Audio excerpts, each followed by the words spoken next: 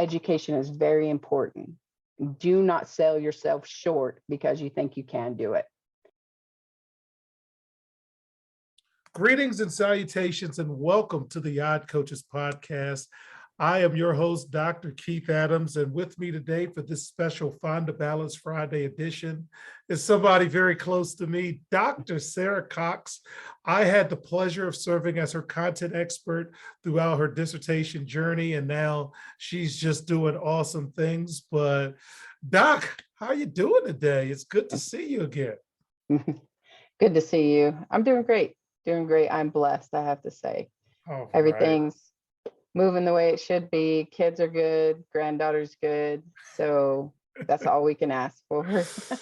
All right. So, Dr. Cox, can you tell our audience a little bit about your journey to becoming Dr. Cox? Again, I've always been fascinated with your story, and I think our audience will be as well. The floor is yours. Okay. So, well, had a kind of interesting growing up time, throughout my life. We moved a lot. My dad was a goal seeker as well, and always wanted to try the next best thing. And so we moved a lot. So I've lived all over the United States. I'm favorable to the South, but I enjoy Arizona too, because it's kind of nice. It's warm, but my education pursuits, they didn't start this way, right? I had a love for basketball. My parents didn't let us even start sports until 7th grade. So once I picked up that basketball in 7th grade, that's what I did 24/7, and played college ball till I had a career-ending injury that definitely set me back. I walked away, and then realized a couple years later that education is important. And my focus then at the time, when you're young, was sports. It wasn't education. It wasn't that academic pursuit. And so when I was about 25, I decided I needed to go back and get my bachelor's. I had 2 boys by then, and I realized they need to know that this is something that they can take on. And so I finished up my bachelor's in Spanish, and with a minor in education, and got a teaching job. And it was different. I was doing English as a second language in Virginia. And when I started, I had 3 kids, and word got out. And by the time I left, I had 33 kids. Everybody was bringing their kids to the school district out there because they didn't have anybody that spoke Spanish, And so it was like, once they found out somebody could communicate with parents, they all started bringing their kids over. So it's a really good program now, and I really enjoyed that time. And then I was able to move to teach Spanish. Well, I decided, I want to keep going. And the reason I want to keep going is because my father grew up on an Indian reservation, and in the 40s, and he was denied education, denied opportunity, because he was on the reservation. So his mom sent him out to a white parochial school back in the day, and we won't get into all those things that entail. But one thing that my dad learned was, when he was in his 40s, they went to test him because he became a Navy SEAL during Vietnam, found out that he was like genius level intelligent, right? High scores on academic tests. And so he came back, and I have a twin sister, and he told us both, education is very important. Do not sell yourself short because you think you can do it. And it always stuck with me. So I was like, you know what, I'm going to go on and get my master's. So I doubled up in the master's, and I got elementary and secondary education together. And then I kind of took a break, but I had this goal in the back of my mind that I was going to get my doctorate by the time I was 45. So, and still, I lost my father when I was 14. And so that was a huge adjustment. But the one thing that stuck with me was, I need to take advantage of the opportunities because he didn't get to. And so my sister, she has a master's in public service through the Clinton School there in Arkansas. And I was like, you know what, Stacy, that's my sister. I said, I think I'm going to go on. And she said, do it. And so I did. And I worked, and I actually worked a lot quicker than I expected. Like I moved through my classes and even with writing the dissertation, and I finished in April of 21. I was 44 years old. So met that goal and was super excited. And now it complements my profession, and I've been teaching for 13 years and coaching and raising 3 boys. Awesome. One of the things that I want our listeners of the show to know is how much work Sarah put into her doctoral journey. And if you could quickly give us the elevator version of your research, because I really want people to know the work you did. Okay. So the quick version is I, did some studies and looked at the relationship between motivation, which included both internal and external motivation, and then school attitude and academic self-regulation. And so, I focused on some of the same things that you did, right? We got the self-determination theory, and then we actually have the self-regulating, theory. And it was like brought all of these together to see that relationship. And overall, if motivation was moving up, these things over here were up as well, right? So it's not causal. They do let you know that in this one, we just determine those relationships, but it has actually been beneficial because in my profession now I do professional development, and teachers ask, what do I do about this kid that's not motivated? And it's like, well, now we can look at a couple other things. Well, what's their school attitude like? Or what behaviors are they doing to make themselves successful? And because that research showed that, it showed that if these are moving up, that motivation is moving up. And I think that overall, like the study was really good. Like it came back, we're very rural school. I was able just to use my school district, and it was nice to see that different. And I would love to eventually, reach out to urban areas and see where those differences are, and then with motivation, learning all about motivation and how many different aspects there are is another thing that I was able to do, through the lit review and all the research that I did, was understanding that not only do we have actions that affect our motivation, you have thoughts. And are those thoughts positive or negative? And so we did have one area I found in that study that negative, like cognitive thought processes and things actually don't have any relationship with your school attitude or self-regulating, your academic self-regulation. So that's what I thought was interesting, because as an adult, one of our biggest hangups is that mental process, because we're thinking about what's happening next or what we need to do right now, and building off of that, and it can turn negative real quick. And I feel like that would definitely affect my motivation to do it, but there's not a relationship there. So it's like, you can remove that one piece. You want to keep positive thoughts, of course, but it's almost like we could remove that one piece and focus on the actual actions, like what actually students are doing, or even as, adults, what are we doing physically and toward our motivation that's making us, get to where we want to be. I love it. So fans, we're going to take a break here to segment 2. Sarah gave us the pleasure of reading and reviewing our book, and we'd like to get her thoughts on it.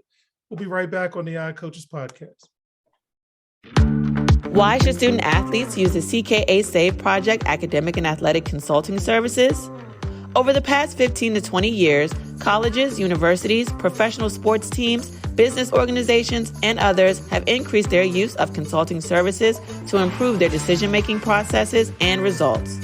Over the same time, the athletic and academic landscape has changed for high school and college student athletes as the NCAA has raised initial academic eligibility requirements for student athletes while decreasing the number of transfer restrictions. Former college student athletes have noted that they were academic and athletically unprepared for the rigors of college. Let the CKA SAVE Project's close to 30 years of academic and athletic experience help guide student athletes to increase success as we work to help student athletes achieve the goal of attaining a college degree. For more information, contact Dr. Keith Adams by email at cka@ckasaveproject.org.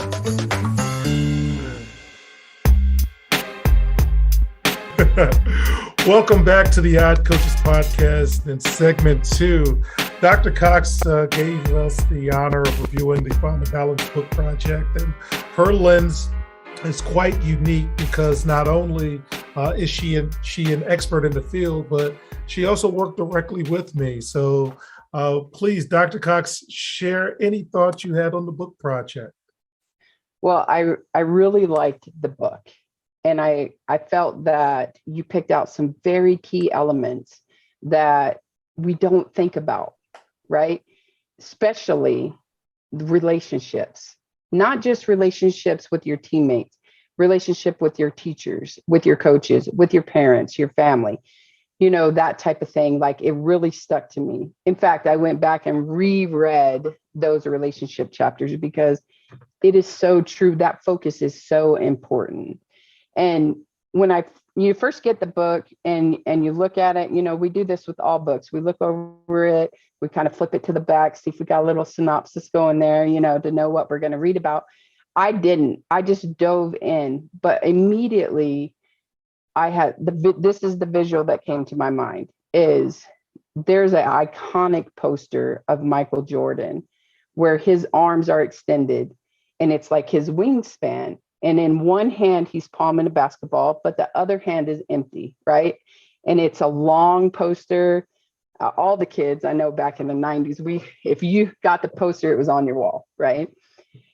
It made me think of, if we took Michael Jordan's life, things that are happening in his life, and we put them in that other hand, would his arms stay straight out like that? Or would it start to tilt, But then again, we think of Michael Jordan. I would say personally, he would stay balanced, right? He found those right pieces. But that's kind of what it made me think of, is like, we look at that sport as an athlete. We don't look at everything else we're holding in that other hand. And those relationships that we develop over time in our pursuit, athletically and academically, like, those are so important. And so those pieces really stuck out to me. And so I had a couple questions about it, but I have a little anecdote that I wanted to share. Is I know an athlete, a student, who from 6th grade was a football fanatic, right? Every year playing double sports, running track to get faster because he was an average athlete at the beginning, right? Didn't really stand out, grew a little later than his friends, but he put that time, he found that balance. Straight A student, was pushing, doing everything, hitting the weight room to become a better high school athlete.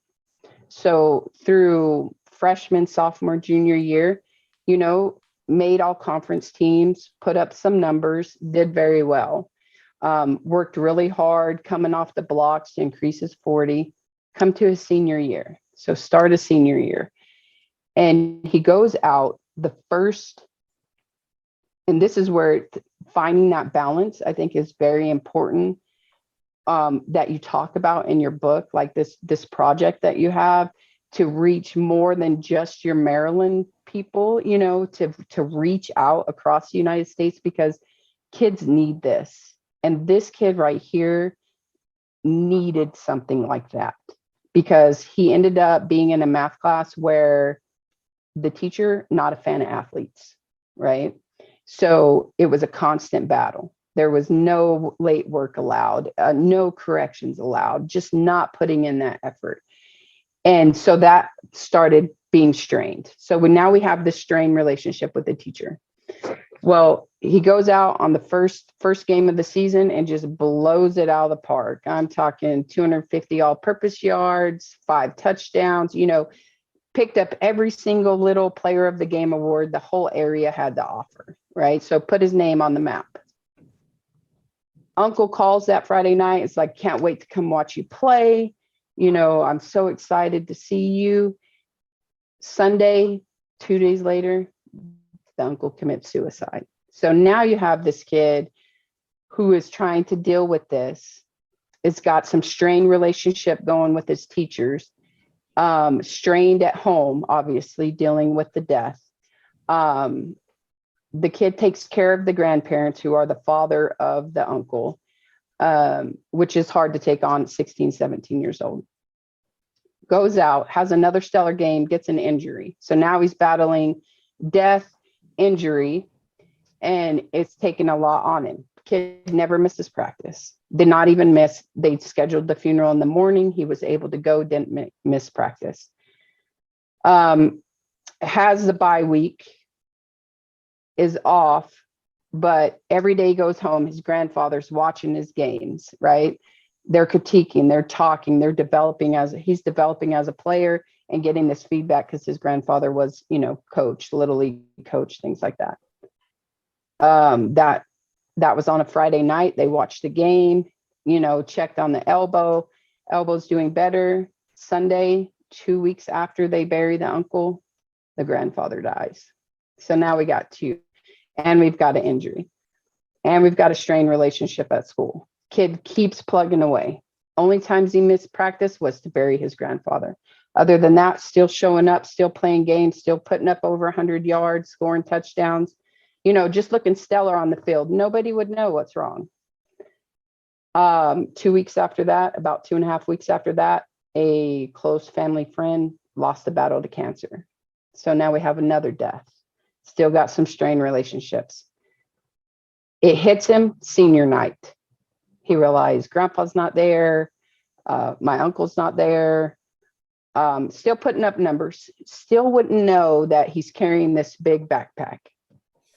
Loses it after senior night. What did that do? Strain the relationship with the coach. There's tears. There's some arguments. There's, I want to quit. I don't want to do this. It's all starting to build this head. Well, nothing ever got repaired in the process. Kid finishes the season. Still, everybody's talking. Where's he going to go play? What offers does he have? What?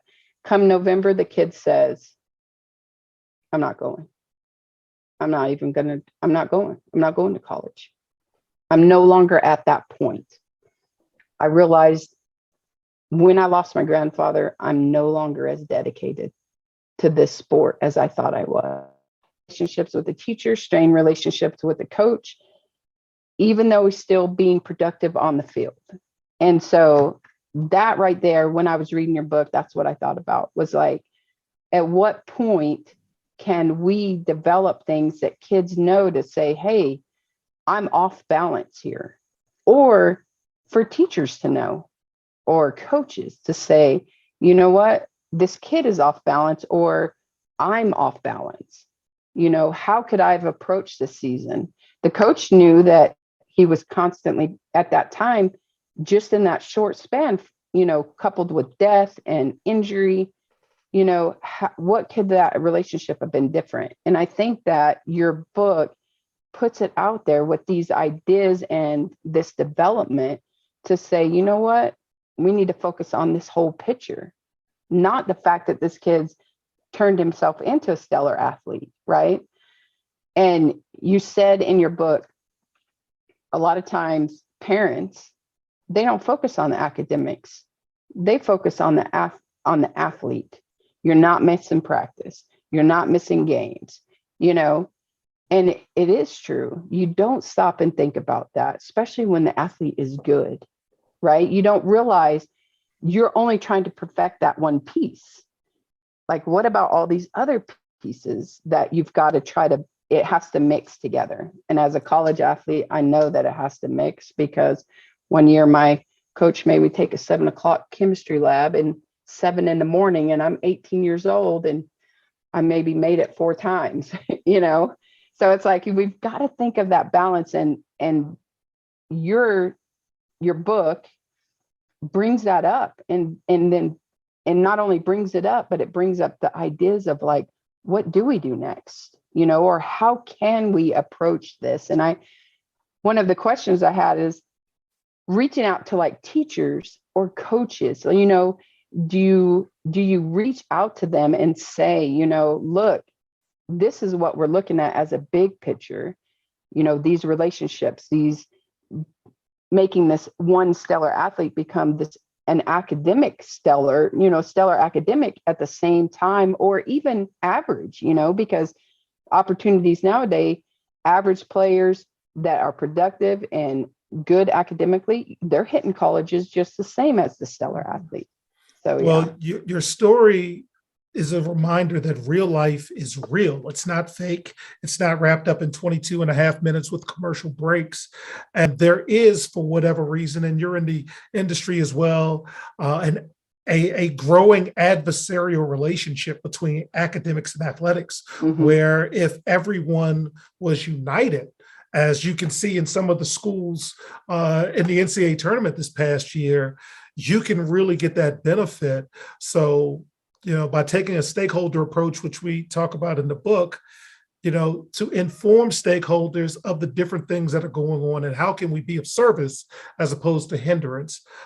So I'm so glad you shared that with our audience. And it also leads me to my next question of you.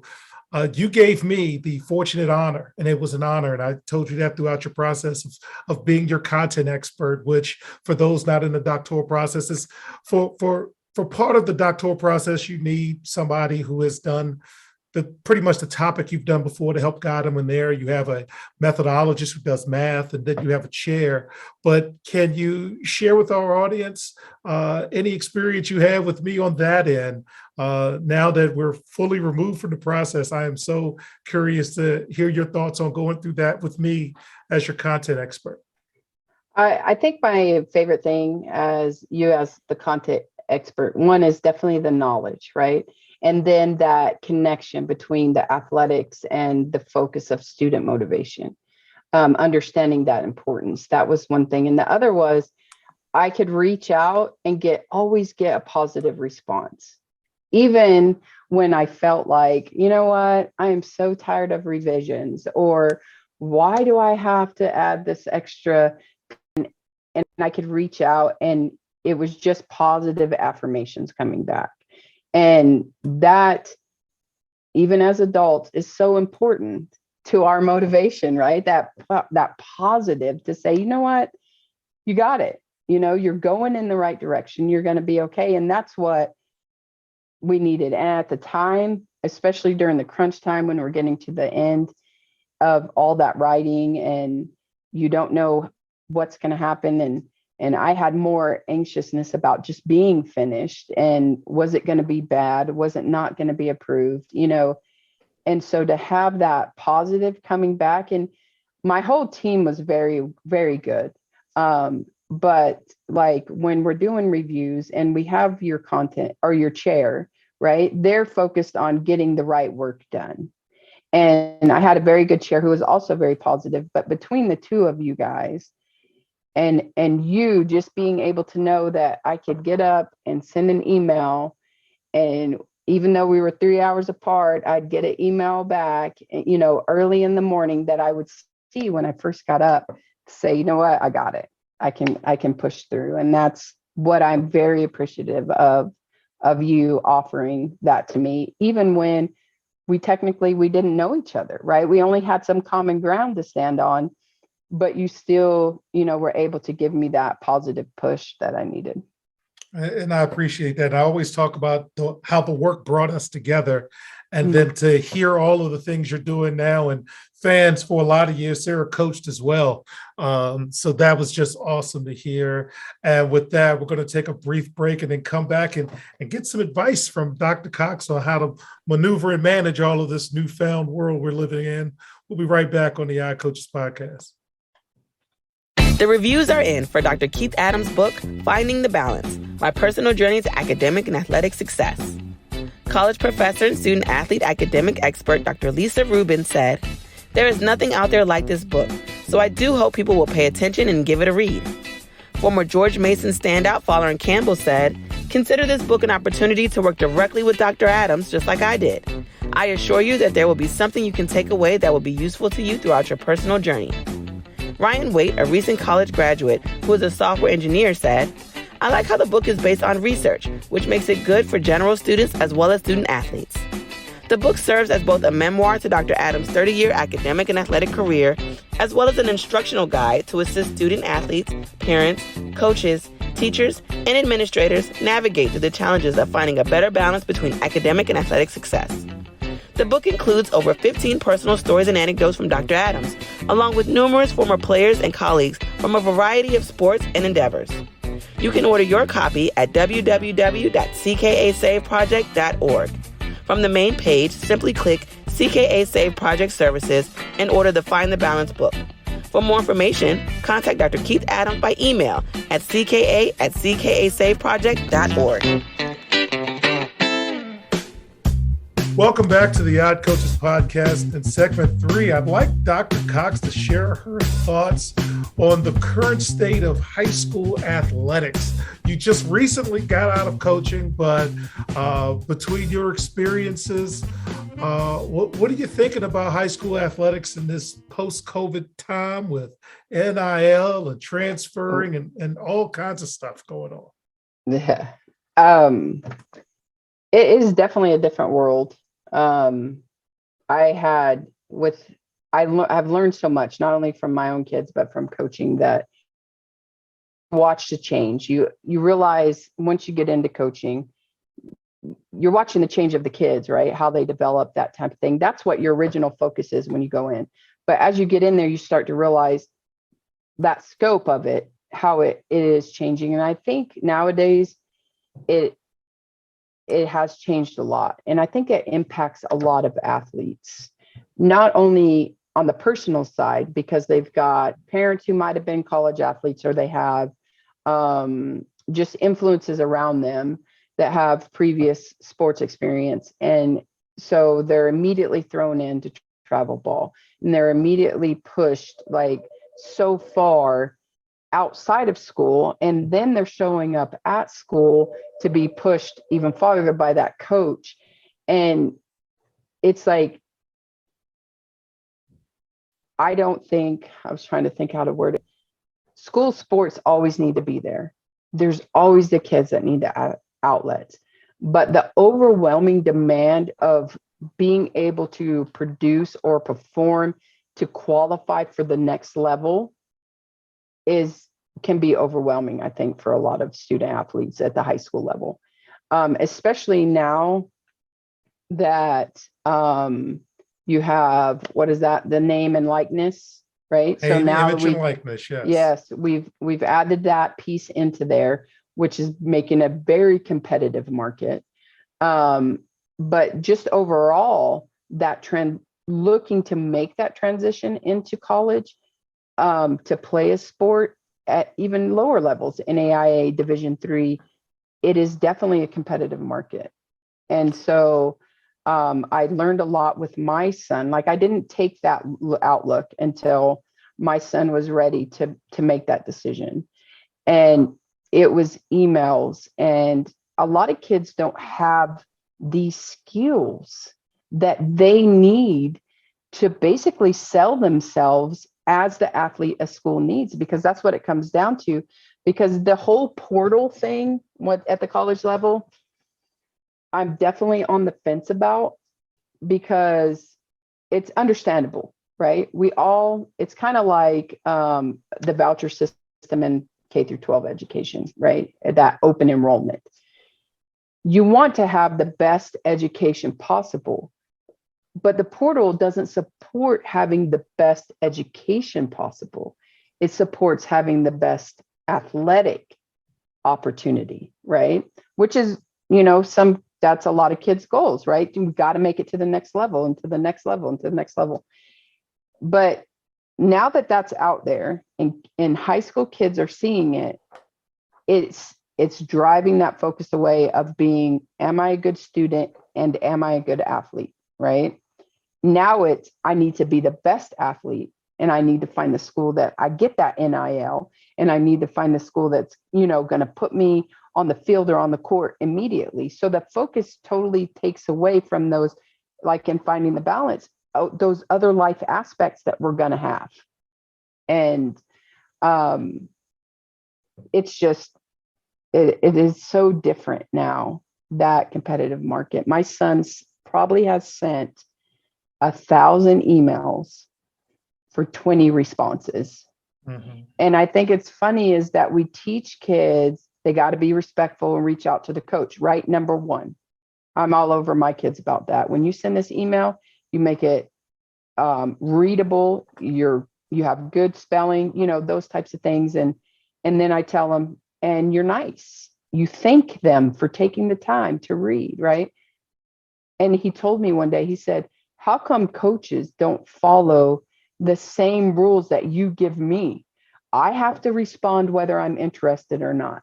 I have to be nice, but I send these emails over and over and nobody responds. So now, talking about that motivation, when you send 350 emails the summer of your junior year and you get 10 responses, where's your motivation? You immediately second guess yourself, like, okay, maybe I'm not a good athlete, or why wouldn't they pick me? I look at their roster, I see that they have 5 to 10 guys my size. They're losing seniors in my position. Why am I not interesting? And so it's like at the high school level is, how are we going to work with kids as coaches to make them understand that there's more out there, but at the same time, your athletic ability or your sport is important. And again, I have another story. It just recently happened here in our district.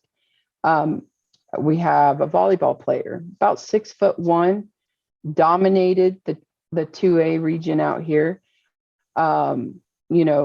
Just prime college candidate, and has no idea how to communicate with coaches. When is the best time to start, right? Totally missing this piece of what I need to do. So she came to me, even though I'm not at school anymore, and she's like, Miss Cox, I think I want to play college volleyball, but I'm really interested in this school and this school. So we had to have the talk of, okay, you're interested in 3 schools, you're going to go after them, but you're also going to go after 20 more, right? Open your opportunities, because you want to pick the best academic situation, but also you want to play, right? So you don't want to sign to Stanford to know you're going to sit for 3 years and then finally get to play your junior year, when you can sign to Ottawa and play immediately the minute you step in the gym.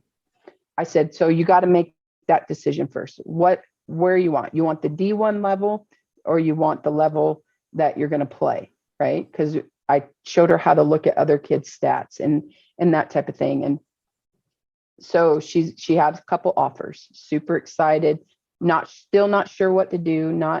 Does she want to leave the area? Because that's another big thing is high school athletes there's their family, their kids, they're connected to that area. How do you convince them that if I go to Michigan, I live in Arizona, I need to go to school in Michigan, I'm going to be okay, right? Mhm. So that's another thing is like all these possibilities that college athletics give these kids, but those factors right there when we're in high school include like being in our area, include not knowing what to do. How do I communicate? How do I put my name out there? I'm a good person. I'm a good player. Unfortunately, a month ago, this girl was in terrible accident. And had to have her neck fused, had to have reconstructive surgery on her left arm, not her right arm, so she could still hit, she says. And I called her to check on her, and said, how are you doing? And I said, it is 100% all right not to be okay right now, right? You had these plans, you had these goals, you have a 4.0 GPA, but now you're looking at months of physical therapy. And she said, you know what, Miss Cox, I'm okay, because you told me one time that no matter what, I always have an opportunity. And if I don't have to play volleyball to go to the college I want, because I have a 4.0 right now, And I said, you are actually very positive, because if it was me right there and I knew it was I had already been there. I already had an accident that affected my career in athletics. So I was like, you are amazing, because to think positive in this situation is very good. And it just shows you that, you know what, this girl had this balance that she needed. And even though she lost a piece of it, she still got herself balanced out, and that it was just such a good story. And just so touching to me that she was like, you told me I had other opportunities. And so she's hoping to have to be out of volleyball maybe for a year, and then try again next year if the doctor, releases her with that, with the issue with her neck and that kind of thing. So I think the focus on high school athletics has taken a turn to represent. We don't have NIL, but that competitive market, I think high school athletics has kind of taken a turn toward being more like a competitive market. Kids are changing schools. They're doing things just for the athletics. And that it's time that for people to consider that we need to move it back to a high school athletic, move it back to that neutral ground. We're still developing these players, but we're also focusing on these other skills that they need, and it's like, if we could just kind of take a little detour to the side instead of pushing it such a competitive market. And don't get me wrong, I'm a coach, I'm an athlete, I'm competitive, right? I want to see the best athletes, but I also want to see high school still be that place for those kids that, aren't going to play college ball, but soccer, basketball, golf, tennis, it changed their high school life. It changed their, and I wish it was going back toward that instead of to the competitive market. As we have 19 states that offer NIL, and that number is not going to go down, that number's going to go up. Yeah, which is going to make it even more competitive. But then we think about things like football, for example. One of the things I've been kind of watching and following is how many parents these days won't let their sons play football, right? And so it's small numbers now. If you take the grand scope of all the football high school teams in the United States, right? It's small numbers. But I know already, just our district, if we have 30 kids on that team, we could have had 40 because there were 10 parents that said no. Well, then you have another percentage that are the kids saying no. Like you take the incident this year with the hit on gentleman on Buffalo Bills. Yes. And now you've got kids looking at that thinking, well, I don't want that to be me, So as kids start changing, and parents definitely have changed, how's that going to impact all of this from the transition to high school to college? Those numbers could go down, and it's like, why are they making it such a competitive market when they may be at a point that they can't be competitive? They need to take what is coming toward them instead of now just picking the ones. Like that portal thing is, and I only learned about the portal honestly because of my kid. But the way it happened was just so fast, and if you don't understand it, you don't know. And that probably, because the story I told you earlier about the football player that experienced a lot of death and finally decided not to go play college, even after he got several offers, that was my son, who's a senior this year. And we worked, and I think that even though he got some offers, he got, some good colleges, great, would go right. We made the decision for a school that he would go right on the field with, not to push for, the University of Tennessee or Maryland or whatever. We were going to go because the portal gave you the option to move eventually, which is a nice thought. But at the same time, it hampers those high school kids when that portal opens. And so now they're thinking, all that work I've done, I'm not interested. And now my son, he prayed about it and he followed his decision and it had nothing to do with the portal or nothing to do with emails back. It had to do with his personal reflection of the dedication it would take to commit to 4 years of football. And he knew after the experiences he had that he wasn't as dedicated, and he's decided to be a fireman, and he's still on the news for doing things in his school and leading. So it's okay. It wasn't okay at first, right? With a mom who was a college player and that, but again, after lots of prayer and guidance, I woke up one day and I said, you know what? It's not me. And that's what parents need to remember too with their high school athlete. It's not you. It's that child who has to make the decisions for the rest of their life. We're pushing them to be adults, and just the direction that high school is going to become more of that competitive market, I think is going to take away from those kids that aren't college bound, but need that couple hours after school to become the better person that they are. And so that's my thoughts on it. And what you mentioned is something we talk about called running your own race. And these kids and even the adults, as they make decisions on jobs and life and what have you, have to do what's best for themselves. So I appreciate your insights. I also appreciate you giving me time on the show. So on behalf of my tag team partner, Coach Mike Francis, I'm Dr. Keith Adams saying thank you for listening and or watching the Odd Coaches podcast, and we will see you on the sidelines. Till next time, take care. The Odd Coaches podcast is sponsored by the CKA Save Project. The CKA Save Project is an industry leader in providing student-athlete academic and athletic support.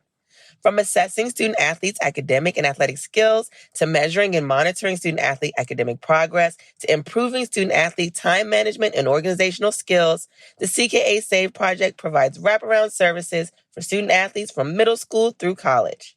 For more information, visit us on the web at www.ckasaveproject.org or schedule a free consultation with Dr. Keith Adams by emailing cka@ckasaveproject.org.